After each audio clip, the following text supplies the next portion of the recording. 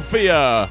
The Birds are 1-0, and my voice is 0-1. I blew it out on Thursday night. What's going on, everybody? It is John Barchard. This is the Watching the Birds podcast and social club, and there is a lot of things happening, and I am actually glad to be talking to you after a full slate of NFL Sunday, and we'll actually include that stupid Friday game as well, because we've got a lot of answers so far, and that is what I want to start doing with post-game shows as I'm knocking over my own boom mic. Moving forward, 3 answers, 3 questions, and a lot of them changed quickly from Thursday night as I'm waking up this morning on a Monday, and I see that Jordan Schultz, everyone's favorite Starbucks barista, is letting us know that the Eagles are now working out former Bengals corner Mike Hilton, who is primarily playing in the slot his entire career, not an outside guy, which led a lot of people to believe, including Anthony DeBona, who I saw a tweet about at first, to say that, listen, Adoree Jackson, that whole mess against Dak Prescott in Dallas, can't do that again. We know that. And there's been tons of suggestions on, I'd like to see Ringo first. Why don't we give Bennett some time? None of those guys are answers. And I don't really think that you're trading Bennett for a fourth to go be your starter. You just realize that one of those guys or both of those guys are completely useless. And I just want to come back to one of my questions. This is my question that I still have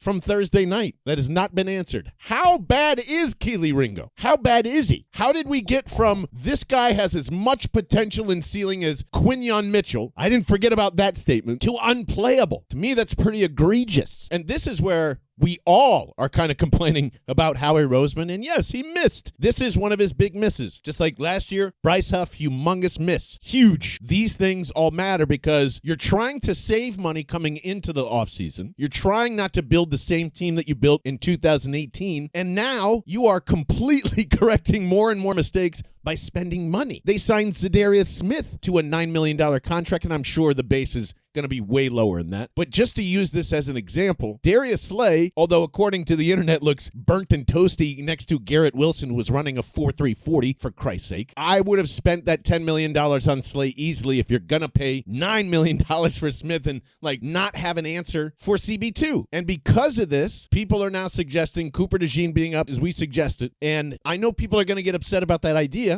because just like you and me, I do believe he's still best in this defense as a slot or as a safety. I totally agree with that. However, rather than continuously spending money at that position, which they are probably maxed out on by now, with the money they intended to spend on that, the amount of picks that they intended to spend on that, and they're going to sign another corner that doesn't play CB2. So I think all of us need to start warming up to the idea as they practiced in training camp, and we're all trying to figure out what Cooper DeJean is going to be doing this year because he's been playing all over the place. I do like that at CB2 because of where we are with Ringo, and you don't want to spend any more money. It's much easier to find a slot corner who can hang in there, and that is because of Campbell and Makuba. I was scared that that Sidney Brown was going to be in the majority of this Dallas game, and he was not. Makuba didn't look out of place. Jahad Campbell looked like he'd been playing for 3 years. Zach Bond and him became best friends in 2 seconds. The middle of the field is fine. It is fine. Again, all that bullshit about Jahad Campbell being this edge guy completely missed his biggest tool outside of just being a dominant linebacker. He can cover like a son of a bitch. He covers like a safety. We all saw it with our own 2 eyes. So essentially, as we've been preparing you, just like me and David Ramos have been preparing you for the Jahad Campbell takeover, he has taken over, folks. Taken over. Holy shit. That's one of my answers. The young guys can fucking play. Whew. So if you do slide Cooper DeJean to the outside, I actually think that strengthens it. Dak Prescott did not look Cooper DeJean's way because Adoree Jackson looked like French toast. And what did he end up with? 11 fucking catches on that side? Good Lord. You had Quinyon Mitchell going left to right the entire game. Pretty much kept up with everybody, and it wasn't the greatest night overall, the greatest Quinyon Mitchell performance we've ever seen, obviously, but it was right on par with what we saw last year and what, all the things we heard from training camp. It's still a big question for me. What the fuck was the evaluation on Kelee Ringo? What was it? All of that led me to believe that Howie Roseman was right in the middle of doing this big deal to help solidify whatever they were thinking in their defense for CB CB2, or maybe it was another slot corner or a safety, or who knows. Nobody bid on that, it seems like. And that leads directly to my second question, which is how much capital does Howie Roseman want to spend to fix this? Like, how much more shit do you want to pile on top of this? And if Cooper DeJean ends up at CB2, I think we have our answer. No, $0 more. $0. The Miami Dolphins are about to have a fire sale. If there's cheap flyers there and cheap money there, I'm all about it. Spend whatever you want. They've got plenty of picks, as Howie Roseman said too. And I'm going to get back to my last question because it has to deal with the offense. But you and I are sitting here, at least right now. I'm recording this before there is any more further evaluation on Jalen Carter and what this spitting thing is going to lead to. And,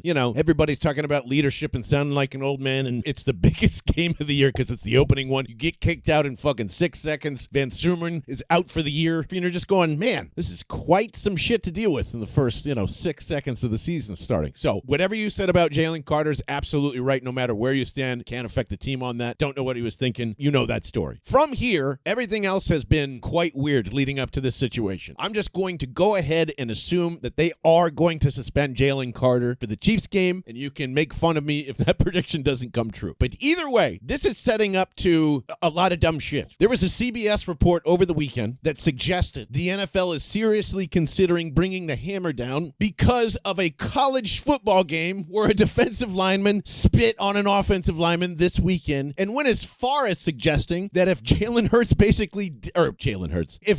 Carter didn't do that on Thursday night, that doesn't happen in Florida on Saturday, even though apparently, and I didn't look this up for sure, that same guy that plays for the University of Florida did it last year too, or someone on that team did. And if that is getting floated out there, that is getting floated out there from an NFL side, obviously. They're using Troy Vincent's name here, but if you've looked at any of the NFLPA NFL fight that has gone on this offseason, where Mike Florio and Pablo Torre have been tearing that apart, and so on and so on, I mean, this all leads me to a bunch of things. I fucking hate that Jalen Carter did that. He can never do that again. And it is quite clear that you are not going to take me off of conspiracy road here after everything that we saw played out. And I said something in the offseason that I still think rings completely true today. If Nick Sirianni goes with the wishes of Jalen Hurts during that Super Bowl and does not pull him out of that game, and they end up scoring 50 or 55, you would have seen the tush push banned before you could even blink an eye in March. There would have been no question about it. The wall would have been rolled. And because that didn't happen, because they didn't get that roaring got your ass, this is how it's going to go. They will make an example of the Philadelphia Eagles at any point and turn because they didn't get the audience that they wanted. And I'm sorry to say this because I don't care if you love Taylor Swift or not. I don't care. I love that she's a part of the NFL. I think this is all great. I do think it brings more people into this, and I know people fucking hate that. However, I also know how these people think in terms of a business model, all right? And they are very gross about it and open about it. The NFL cannot come out and just, tell people you're doing this instead of this. I don't think it's full manipulation, but it is full-fledged influence to make it go the way they want it to go. And it's not just Roger Goodell. It's every single owner that feels like they have an unfair advantage to what they just got. A la a crazy fucking Jerry Jones who just traded Micah Parsons to the Packers, and in 1 second we all saw how fucking disgustingly dumb that was. And yet he controls how the league goes because of the billions that he brings into it, and we all know the story. It is why no one tells Jerry Jones to do shit, because not only does he have the skeletons, but he's got the power of everything else, blackmail, etc. No one should trust that man, and he is in charge of influencing all of this, including everybody else that we think, Josh Harris, the Packers ownership, everybody.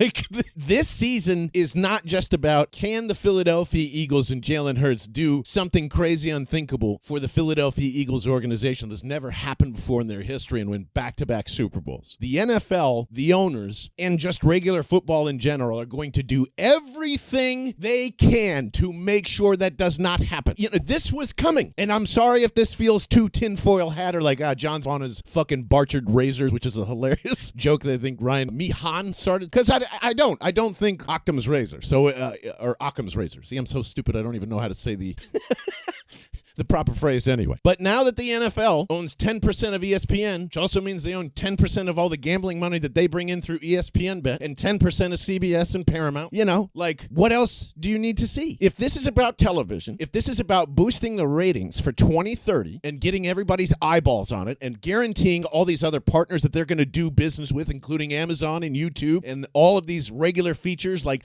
licensing out Red Zone and giving it commercials and giving all this stuff, they need as many eyeballs and fun and oh my gosh, Taylor Swift's team won and we're all on fucking board because now we're all Kansas City Chiefs fans. Philadelphia is not welcome at that table. It never has been. And that's not like a city versus the world thing, but that's how they're going to make it for the fans. That's why I enjoy getting fucking pissed about it and bitching about it to you. This is absolutely to influence anything and any mistake that the Eagles do is going to be exploited this year. It's a long fucking explanation to say, Jalen Carter, knock it the fuck off. You don't realize who you're up against. You're not up against the refs. You're up against Jerry Jones and Roger Goodell. And that is why I believe Jalen Hurts is a psycho. And that is why he is going to be here to defy everybody. And we saw this, as I have my other answer here from him, is on an MVP track this season. And if you think that's an overreaction to week 1, you're fucking nuts. I got so excited to see the rhythm of what he did this offseason. I'm getting emotional about it. That's so ridiculous. He is on point. On point. A.J. Brown's hamstring, whatever he's dealing with, not feeling 100%, I get it. Complete concern. Completely agree with Fran Duffy that might be an issue, but it was a hamstring issue in training camp, and I didn't think it was that serious, and he probably played a little decoy because he didn't want to let his buddy down on opening night or whatever it is, and that's something to take note of going forward. But the timing, they were in pistol, they got the fucking ball out to Dallas Goedert, it was just bang, bang, bang. That's the Jalen Hurts that's growing. Holy shit, that looked great. And the funny part about all of this is they killed that man for days. For days. Justin Herbert has a fantastic game against the Chiefs. Does a long-ass 3rd and 14 Jalen Hurts run to seal up the game. And all of a sudden, it's just like, see, this son of a bitch couldn't do that. And maybe that would have continued from last night's disaster of the Bills and Ravens. And Jesus Christ, what a shootout. Josh Allen truly is an alien. And John Harbaugh is a fucking idiot. And you get why they are so special, and it's just another example of, oh my God, stats over results. Stats over results, because that should have been a slam dunk for Lamar Jackson. Jalen Hurts would have never done that. Never, ever in his life done that. And the rest of the slate on Sunday, Joey Burrow, fucking 4.9 yards per throw. Oh, my God. Didn't have as much of those empty calorie passing yards that you want to compare it to Jalen Hurts. It just completely changed everything. Every quarterback stunk. Everybody in those power rankings on the bottom. Geno Smith looked fine, and then he looked like shit, and then he looked fine again. CJ Stroud couldn't hit the backside of a fucking barn. I think they're in a big, humongous offensive disaster. And Baker Mayfield, I shit on him, had a great Sunday. And yet again, the Tampa Bay Buccaneers find another wide receiver that could replace Mike Evans or Godwin or whoever it is. And now all those people are shutting up. Oh, boy. You see Jared Goff without his 2 fucking coordinators and Micah Parsons enjoying every bit of that. That slow-ass donkey. Oh, my God. The Lions are going to fall apart. We'll wait to see what the Bears do tonight because I think they're one of the best teams in the NFC North. That was my prediction after I read that ESPN article about Caleb Williams. But Jalen's special, man. And my overreaction to week 1 in Jalen Hurts is I've never seen him so ready and prepared before, ever. Nothing was I thought that was one of his best games that will never end up on a best game stat sheet, if that makes sense. Just controlled everything. He will suffocate you and do it simply, and people hate it. That's why I love him. It's almost like people kind of react to his game and go, he shouldn't be this fucking good. How does he keep getting away with this? And he just keeps getting better. And that's pretty much my last question from the week of craziness here is, Kevin Patullo, and we don't know all the details, and this is always my fun part of like, all right, how does this new system work? Yes, Kevin Patullo obviously reports to Nick Sirianni, but who's the ideas guy? Who is that shit that we just saw? Because some of that was new. Some of that was, standard. But my question is, it's a 2-parter. Is it Scott Loeffler or Scott Loeffler? Loeffler? My other question is who's in charge? Is it Patullo or is it Scott? And if you don't know who Scott Loeffler is, I'm just going to go with that for now. He is your new Philadelphia Eagles quarterback coach from this offseason who came from Grambling. He was the head coach there. He also happens to be pretty good friends or really best friends with Tom Brady. They were together in Michigan. And if you know anything about Scott Loeffler's career, it has been very innovative and is credited to like being obsessed with timing, being obsessed with knowing where everyone's spot is, like overly Tom Brady bullshit that he cared about all the time. You hear all the stuff about Jalen Hurts calling Peyton Manning, and I am sure Peyton Manning has left him one of those infamous 35-minute voice notes that Eli Manning was talking about this week. And that's the type of stuff that is also a big part of why I think this offense is going to keep improving and keep surprising people this year, even though we didn't see a ton of it with, like we talked about with A.J. Brown. It starts to click back to some of the fun stuff that we heard in training camp that, clip that we saw of Jordan Mailata, Jalen Hurts, Will Shipley, and them talking about, hey, you need to be 9 yards out instead of 8 yards out or whatever that is, kind of leads me to believe that that's all that they were really working on this season. And when we heard all the beat reporters, especially from ESP, because I think he's the only one that keeps track of this stuff, where you had Saquon running more, you had Jalen passing more, like more reps than any time in training camp that they've done before. That just tells me that a good chunk of their offense did turn over in a good way. There are a lot of great things that I saw Kellen Moore do with Spencer Rattler. Completely surprised by how together that they were. And there were elements of that I saw, but there were just so many new wrinkles to that right away. And I will sit and reserve judgment. It's just a question. I have no idea. It could have been Kevin Petullo this whole time because, as he explained, he's kind of the asshole in the group and talks Nick down a lot of the time. I think that's a good thing that he's comfortable enough to do that. And it's probably why it felt great. You had the, just like everyone hopefully expected, this triad of guys that know one another, that really know their rhythms, that completely understand what Jalen Hurts does and doesn't want to do. And I don't even really think that part matters as much as like they're welcoming these guys like Scott into this group, and Jalen has complete control of whatever happens after that. We heard a little bit about that if you watched that America's game from the NFL Network just before the season started, where the folklore continues, just like Nick Foles calling Philly in the Super Bowl. Jalen Hurts reminding Nick Sirianni, don't forget about that dagger. How do you not give him control of the offense after that? Of just like, yep, he knew that if we ran that right after halftime, the game was over. And he was right. Jalen Hurts is a coach. He's a psycho coach. I'll keep saying it until I'm blue in the face. That's why I just totally respect everything that he's done in his entire career. And fuck, man, that's all. I'm excited for what the future is, even though we're not going to like the news. And I'll tell you what, as soon as the Jalen Carter news breaks, I'll put up a brand new pod. I had so much fun down at the M2 lot. And thank you to Dylan, a.k.a. Philaticus, on Twitter and the whole M2 lot crew. And man, I just want to be down there all the time. So for home games, I'm going to be down there all the time. The next one is going to be the Rams on the 21st. If you need help identifying where M2 is, it's the Jetro lot. It's right across Citizens Bank Park, across the Xfinity Live, or I guess they're calling it Stateside Live now. But I mean, just an incredible environment down there. Dylan makes some of the most unique and incredible food. The people down there are great. The drinks are great. The environment's great. And that's one of the ways you can get on the pod, too. I'm going to put this out a little later just as a test mode, so I'm giving you a heads up now. But I'm taking people's opinions from the lots, and I want to start doing a lot more of that stuff and just kind of putting package stories together because y'all are some really funny motherfuckers.